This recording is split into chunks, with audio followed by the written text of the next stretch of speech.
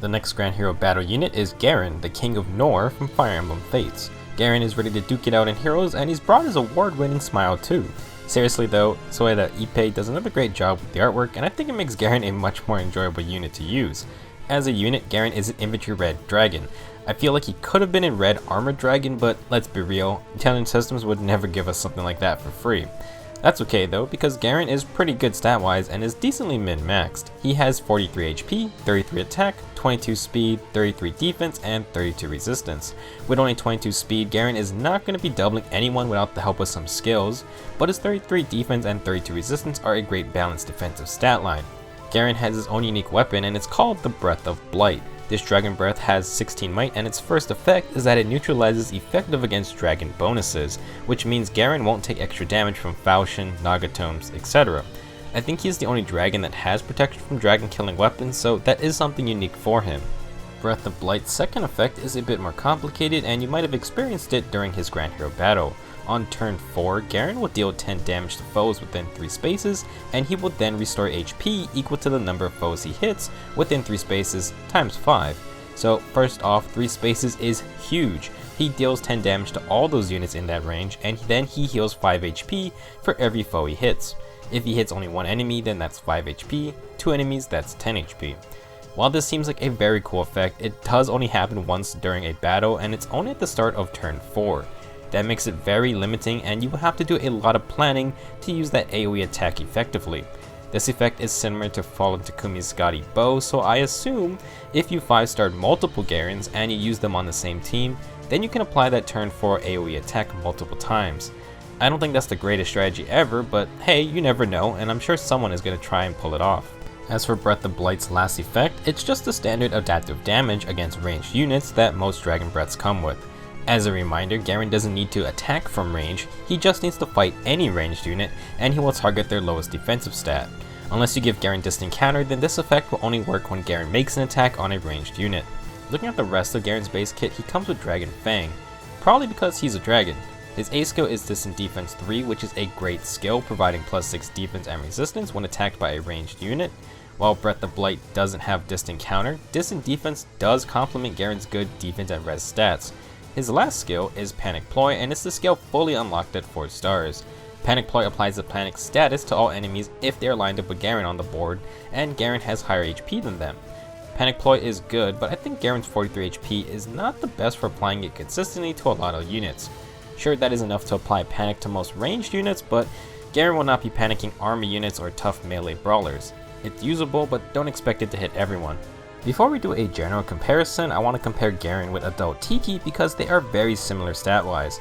Both have low speed with good attack and defense, but Garon has a full plus 8 more resistance than a neutral Tiki. Part of that is because Garon just has a higher base stat total, but Tiki has access to natures and merges. Adult Tiki is also a very common unit many players probably have because she has been a 3 to 4 star summon since the game's launch. She is also the only non-5-star red dragon, so anyone looking to build a red dragon pretty much look to her. That being said, Garon is only our 4th red dragon unit, so in terms of variety, the class definitely appreciates more choices. Breath of Blight has its protection from dragon killer weapons, and plus there is currently only 1 blue dragon killer, I think. Correct me if I'm wrong, but I think Hoshiden Festo Ryoma is the only potential blue dragon killer because he is a blue dagger unit who can inherit the Cloud Myogi dagger, which is effective against dragons. Besides that one very small use case, Garon has neutral or advantageous matchups against any Falchion, Naga, or even the various Tiki Breath weapons. His turn 4 AoE attack is pretty gimmicky, but it may have potential if you plan correctly. As for Adult Tiki, she is definitely more focused on attack and defense, and her Breath of Fog only enhances that trait further. If you go with Lightning Breath, then Tiki also has a workable res stat even if it's 8 less than Garon's. Overall, we know that Adult Tiki is a very good unit, and since Garon is so similar, I don't see why he also can't be good. With Lightning Breath being inheritable, Garon can pretty much copy any distant counter build Tiki can do. Now just for fun, we can take a look at our 4 red dragons and compare them. Garon has the highest HP and the highest res stat, but his attack, speed, and defense are comparable to Adult Tiki. These two are your slow enemy phase dragons, and they make great use of Lightning Breath. Regular young Tiki is sort of a jack of all trades type unit. All of her stats are pretty balanced, but she is much faster than her adult counterpart, and that can lead to different speed focused builds if you want. Young Tiki can pretty much run whatever she wants. As for Summer Young Tiki, good lord, just look at that BST. If you're wondering why it's so high, I believe it's a combination of second generation unit BST plus the trainee BST bonus. Regular Young Tiki only has a trainee bonus, and Garon has the second generation bonus. Summer Young Tiki is just a beast, and she has plus 15 speed compared to Garon, which is ridiculous. Her HP, attack, and defense are also very close to his, and the biggest difference is just 6 less resistance, with 26 resistance still being pretty good. Combined with her Steady Breath weapon, and man, she is just a really good unit. While I don't think Garon is as good as her, he is a free reward unit and thus will at least be attainable to way more people. For builds, you can just simply change Dragon Fang for Bonfire and add Quick Riposte with close defense to make Garon a usable tank.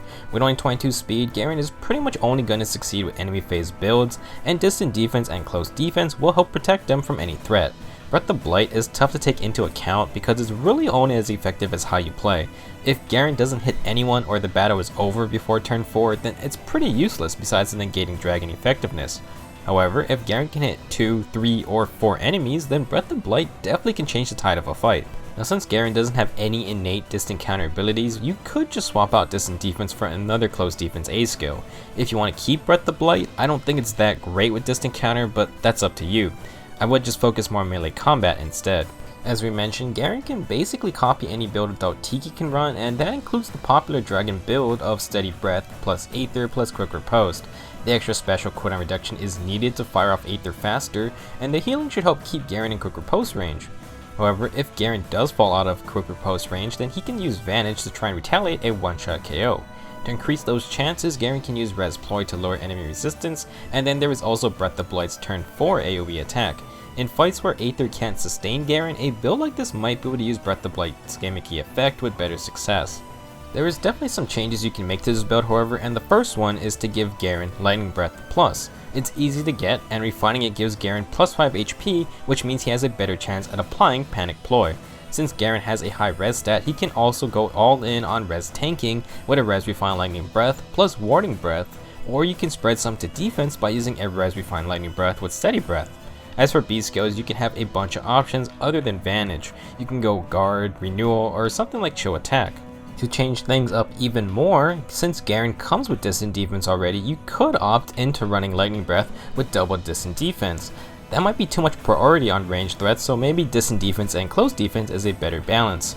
Personally, I think running a breath type A skill is better just because special cooldown reduction is very strong, but I'll leave that up to you. So should you promote Garon to 5 stars? Well, he is very slow, but has great magical and physical bulk with 43 HP, 33 defense, and 32 resistance. Garon will have very little player phase power with only 22 speed, but hey, dragons run enemy phase builds very well, so that's not really a huge issue. As for Breath of Blight, it is a little gimmicky. The area of effect attack on turn 4 is a bit hard to judge, but the range is huge, so as long as you make it to turn 4 and you are already fighting, there's a good chance Garon can tag somebody for 10 damage. I do like the neutralizing dragon effect in this part of the weapon, and again, since there is currently only one potential blue dragon killer, who will not be very common at all, I think Garon as a red dragon makes good use of that effect. As for distant defense, it is a good skill, but dragons tend to run a breath skill in the A slot, and I think it's a stronger option. Panic Ploy is also good, but if Garon can't get some extra HP, then I think 43 HP is a little low to reliably use it on a lot of melee fighters. Last, Garon will be compared to Adult Tiki a lot, and that's mainly because Tiki has been the only other red dragon most players will actually have. She's proven to be a strong unit, and with her being a launch unit, there's a good chance a lot of players would have built her if they needed a red dragon. Garon has a huge res advantage over her, but Tiki can get merges and natures, so she can reach a higher potential at the moment. Even though Garon may not be way better than Adult Tiki, you could just use both. There are only 4 red dragons in the game, and even if you don't like Breath of Blight, Garon can make use of any lightning build that Adult Tiki uses to the same effect. If you don't have a built up Adult Tiki, then Garon is definitely a good unit to 5 star, and even if you do, adding another red dragon to your army will not be a waste. Hope you guys enjoyed this video, and let me know your thoughts on Garon in the comments. That's it for this video, and I'll see you guys in the next one.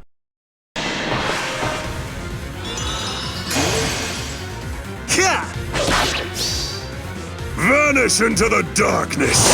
This can't be.